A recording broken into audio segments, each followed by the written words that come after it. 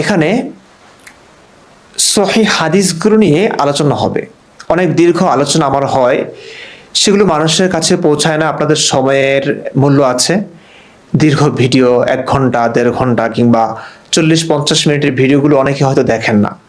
সেখানে অনেক গুরুত্বপূর্ণ হাদিস বলা হয়, উপস্থাপন করা হয়, সেগুলো হয়তো আপনাদের চোখে পড়ে না। এই কারণে ভাবছি যে একটা হাদিস করে একটু আলোচনা করি।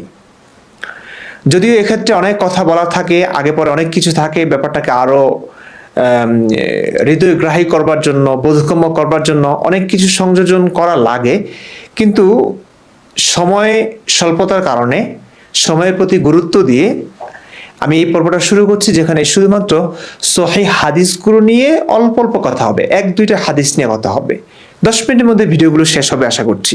নবীর মৃত্যু ভয়। একজন নবী কি মৃত্যুকে ভয় পেতে পারেন? কিংবা তিনি কি আল্লাহ ছাড়া কাউকে ভয় পেতে পারেন? এই প্রশ্নের উত্তর আপনারা অনেকেই অনেক কিছু বলবেন, অনেক ধরনের কথা বলবেন, কিন্তু আমরা কোরআন হাদিসের উত্তরগুলো আমরা দিতে চাই। দেখুন, সূরা আলে ইমরানের 175 নং আয়াতে আল্লাহ বলছেন, ইন্নামা যালিকুমুশ শাইতানু ইউখাউইফু আউলিয়াআহ ফালা তাখাফুহুম ওয়া খাফুনি ইন কুনতুম মুমিনিন। আল্লাহ বলছেন, সে তো শয়তান, সে তোমাদেরকে তার বন্ধুদের ভয় দেখায়, তোমরা তাদেরকে ভয় করো না, বরং আমাকে ভয় করো যদি তোমরা মুমিন হও। যদি তোমরা মুমিন হও তাহলে তাদেরকে ভয় না করে, কোনো মানুষকে ভয় না করে, শয়তানকে ভয় না করে আমাকে ভয় করো। আল্লাহ বলছেন আমাকে ভয় করো। ওকে, মনে রাখবেন। আরেকটা আয়াত পড়ে শোনাচ্ছি, সূরা জুমার আয়াত 36। আলাইসাল্লাহু বিকাফিন আবদাহু ওয়া ইউখাউইফুনাকা বিল্লাযীনা মিন দুনিহি ومن يضلل الله فما له من هاد। আল্লাহ কি তার বান্দার জন্য যথেষ্ট নন? আবার আল্লাহ কি তার বান্দার জন্য যথেষ্ট নন, অথচ তারা তোমাকে আল্লাহর পরিবর্তে অন্যদের ভয় দেখায়। আর আল্লাহ যাকে পথভ্রষ্ট করেন তার জন্য কোনো হেদায়েতকারী নেই। এখানেও আল্লাহ বলছেন যে আল্লাহর পরিবর্তে অন্যদের ভয় দেখানো এটা ঠিক না। আল্লাহকেই ভয় পাওয়া উচিত। পথভ্রষ্ট যারা, তারাই কেবল আল্লাহ ছাড়া অন্য কাউকে ভয় পায়। এতটুকু তো ক্লিয়ার, তাই না? ওকে, এখন চলুন আরেকটা কোরআনের আরেকটা আয়াত দেখাচ্ছি। সূরা তাওবার 13 নং আয়াতটাও একটু দেখুন। ألا تقاتلون قوما نكثوا أيمانهم وهموا بإخراج الرسول وهم بدؤوكم أول مرة أتخشونهم فالله أحق أن تخشوه إن كنتم مؤمنين। তোমরা কেন এমন কওমের বিরুদ্ধে যুদ্ধ করো না যারা তাদের কসম ভঙ্গ করেছে এবং রসুলকে বহিষ্কার করার ইচ্ছা পোষণ করেছে, আর তারাই প্রথমে তোমাদের সাথে আরম্ভ করেছে। তোমরা কি তাদেরকে ভয় করছো, অথচ আল্লাহ অধিক উপযুক্ত যে তোমরা তাকে ভয় করবে যদি তোমরা মুমিন হও। এখানেও আল্লাহ তাআলা মুমিন হওয়ার একটা গুণ বর্ণনা করেছেন, শর্ত দিয়েছেন যে মুমিনরা আল্লাহ ছাড়া কাউকে ভয় করবে না, আল্লাহকেই মুমিনরা ভয় করবে। এটাই যুক্তিসঙ্গত, এটাই অধিকতর উপযুক্ত। ওকে, কিছু হাদিসেও এরকম বিবরণ আছে। নবী বলেছেন, সুনান তিরমিজি তাহকিককৃত হাদিস নং 1987 নং হাদিস, তুমি যেখানেই থাকো আল্লাহ তাআলাকে ভয় করো। নবী নিজেই ঘোষণা করেছেন।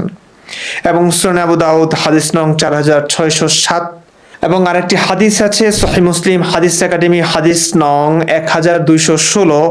রাসূলুল্লাহ সাল্লাল্লাহু আলাইহি ওয়াসাল্লাম বলেছেন, আল্লাহর কাছে তার আযাব থেকে রক্ষা পাওয়ার জন্য আশ্রয় চাও, কবরের আযাব থেকে বাঁচার জন্য আল্লাহর কাছে আশ্রয় চাও, আর জীবন ও মৃত্যুর ফিতনা থেকে বাঁচার জন্য আল্লাহর কাছে আশ্রয় চাও। খেয়াল করুন, নবী বলছেন জীবন ও মৃত্যুর ফিতনা থেকে বাঁচার জন্য আল্লাহর কাছে আশ্রয় চাও। কার কাছে আশ্রয় চাইতে বলছেন আমাদের প্রিয় নবীজি? আল্লাহর কাছে। কোনো মানুষের কাছে না। কোনো মানুষকে ভয় করতে বলছেন না। কাকে ভয় করতে বলছেন? আল্লাহকে। আল্লাহকে ভয় পাওয়াটাই হচ্ছে মুমিনদের কাজ। ওকে, এখন আমরা একটা সহিহ হাদিস দেখি। সহিহ বুখারী তাওহীদ পাবলিকেশন, হাদিস নং 2885 নং হাদিস। আয়েশা রাদিয়াল্লাহু তাআলা আনহা হতে বর্ণিত, তিনি বলেন, এক রাতে আল্লাহ রাসূল সাল্লাল্লাহু আলাইহি ওয়াসাল্লাম জেগে কাটান। তার ঘুম নাই, টেনশনে, ডিপ্রেশন। ওকে দেখি, রাসূলুল্লাহ সাল্লাল্লাহু আলাইহি ওয়াসাল্লাম জেগে কাটান। অতঃপর তিনি যখন মদিনায় এলেন, এই আকাঙ্ক্ষা প্রকাশ করলেন যে আমার সাহাবীদের মধ্যে কোনো যোগ্য ব্যক্তি যদি রাতে আমার পাহারায় থাকতো। চিন্তা করেছেন অবস্থা।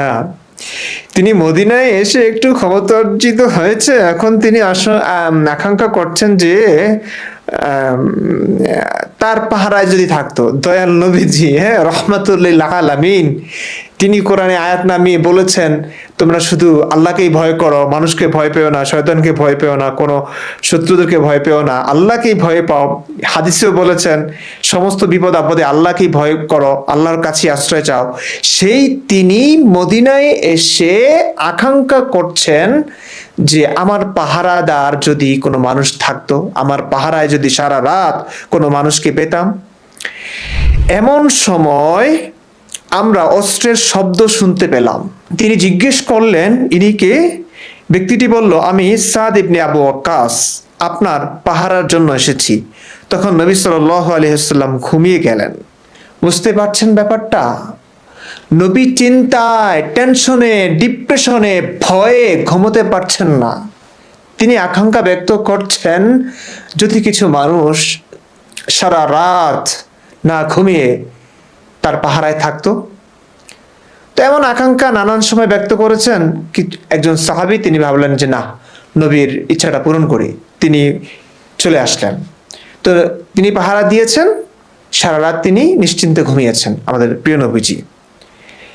আরেকটা হাদিস একটু দেখি, সহিহ মুসলিম ইসলামিক ফাউন্ডেশন 4490 নং হাদিস।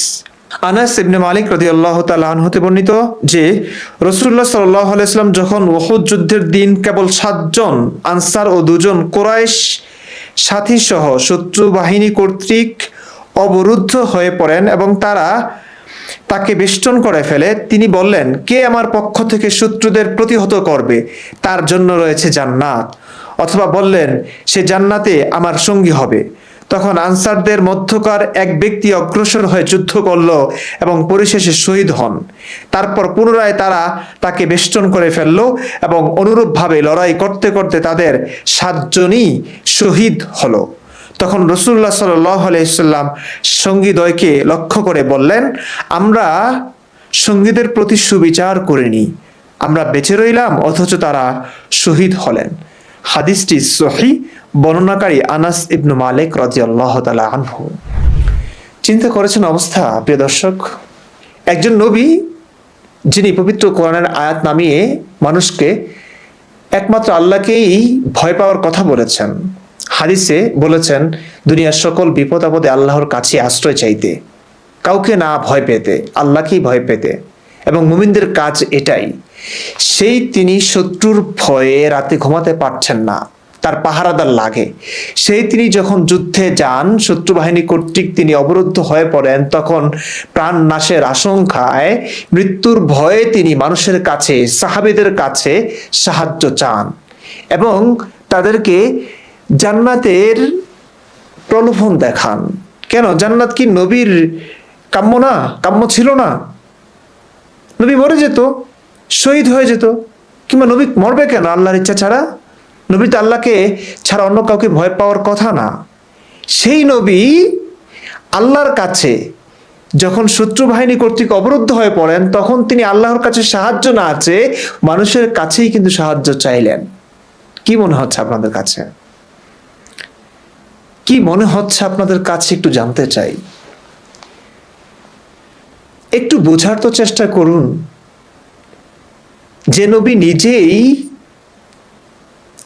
তার কথা, তার বলা কথাগুলোকে মানতেন না, সেই কথাগুলো আজ আমরা মানছি। আজ আমরা শুধু মানছি না, আমরা যৌক্তিক আলোচনা করলে আমাদেরকে মারার চেষ্টা করা হচ্ছে সেই নবীর প্রতি ভালোবাসায়। চিন্তা করেছেন অবস্থা? ভাই নবীগিরি তো শেষ। এরকম একটা দুটা প্রমাণ থাকতো, জীবনের সবকিছু বিসর্জন দিয়ে এই পথে আসতাম না। বাংলাদেশে ধর্ম ব্যবসা করতাম, মসজিদ মাদ্রাসায় ইমামতি শিক্ষকতা করতাম, মাহফিলে ওয়াজ করতাম, লক্ষ লক্ষ টাকা ইনকাম করতাম, 4-5টা বিয়ে করতাম, 4টা বিয়ে করতাম, সুন্দরী সুন্দরী নারী, সব যোগ্যতাই তো ছিল, করতে পারেনি। কারণ এই ধর্মের কথা বলে আপনাদেরকে অন্ধ করে রাখা হচ্ছে, বোকা বানিয়ে রাখা হচ্ছে। আপনাদের পকেটের টাকাগুলো আলেমরা ছিনিয়ে নিচ্ছেন। অনেক আলেম বুঝেন, বুঝেও তারা কি করবেন? সত্য কথা বললে আপনারাই তাকে মারবেন। আমি আলেমদের দোষ দিচ্ছি না, আমার পিছনে হাজার হাজার আলেম আছেন, তারা আমাকে সাপোর্ট করেন, সমর্থন দেন, ভালোবাসেন, আর্থিক সমর্থনও করেন, মাঝে মাঝে ওয়াজ করেন, টাকা কামান। তো তুমি তো ওয়াজ করতে পারছো না ভাই, তুমি তো এমন একটা কঠিন পথ বেছে নিয়েছ, ইনকাম নাই, কিছু নাই, মৃত্যু ভয়ে পালিয়ে বেড়াচ্ছ, তা আমাদের কিছু হেল্প নাও। আমি নিতে চাই না, তারপর তারা খুশি হয়ে দেন। তোমার এই কাজটাই তো সত্যিকার কাজ। একটু চিন্তা করেন, আপনারা যতদিন না ঠিক হবেন, যতদিন না সজাগ ও সতর্ক হবেন, ততদিন পর্যন্ত আলেমরা আপনাদেরকে বোকা বানিয়েই যাবে, ধোকা দিয়ে যাবে। আলেমদের দোষ দিচ্ছে না, দোষ আপনাদের। কেন বুঝতে চান না? কেন সত্য কথাগুলো যারাই বলছে তাদেরকে মারবার চেষ্টা করছেন? কেন?